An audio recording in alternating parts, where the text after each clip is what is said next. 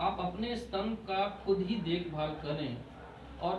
उसको पैल्पेट करके देखें कि क्या उसमें कहीं कोई दर्द महसूस हो रहा हो या कोई स्राव आ रहा हो, कोई कोई सेक्रीशंस हो रहे हो या कुछ गांठ जैसी चीज आपको दिख रही है, या मैं जो निपल होता है उसका रिट्रैक्शन, मतलब निपल अंदर की तरफ जा रहा हो, अगर कुछ ऐसा दिख रहा हो तो आप बिल्कुल संकोच मत कीजिए, आप अपने डॉक्टर साहब जो क्वालिफाइड डॉक्टर हैं उनसे तत्काल मिल लीजिए। अगर कोई समस्या नहीं है तो ठीक है, अच्छी बात है, भगवान करे सब सामान्य हो। लेकिन अगर आपके स्तन में दर्द हो रहा हो, कोई गांठ बन रही हो, कोई सेक्रीशंस आ रहे हो, कोई स्राव आ रहा हो, या आपको निपल का अगर लग रहा हो कि वो अंदर की तरफ जा रहा है, तो ये थोड़े से सावधान होने की बात है। ये सेल्फ एग्जामिनेशन खुद भी अपने स्तन का आप कर लेंगे तो बहुत क्वालिफाइड डॉक्टर की ज़रूरत नहीं है, जब तक कि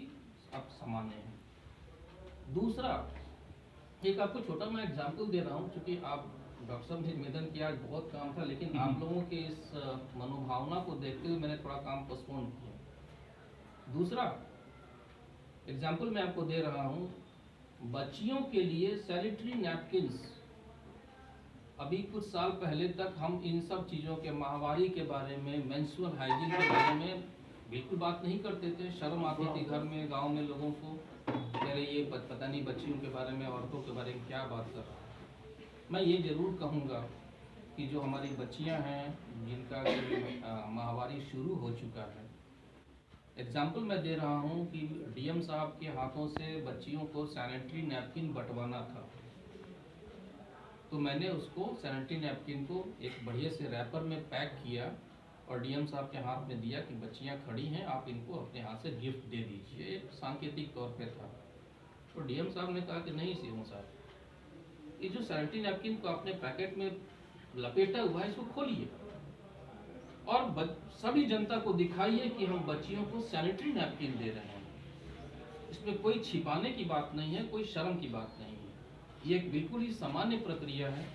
जो सभी बच्चियां जो बड़ी होती हैं उनका माहवारी शुरू होता है, और एक जब एज होता है 50-55 के आसपास, तो माहवारी धीरे धीरे बंद भी होता है। दो चीज़ें हैं, अगर किसी भी नवजात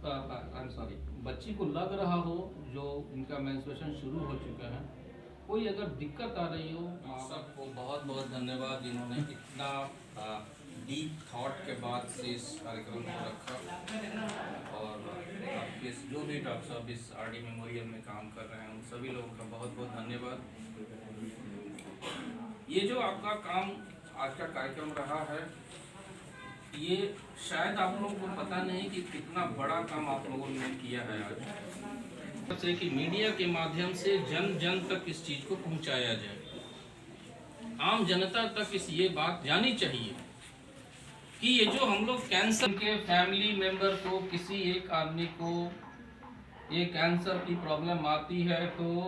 द मोमेंट वो डायग्नोसिस होता है कि ये कैंसर है, तो फिर उस परिवार के सभी लोगों की क्या मानसिक स्थिति होती है, इसका शायद अंदाज उन्हीं लोग को लग सकता है जिनके परिवार में किसी को कैंसर हुआ हो।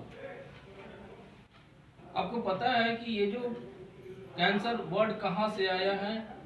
ये कैसे कैंसर का वर्ड इजाद हुआ। जो केकड़ा जो होता है वो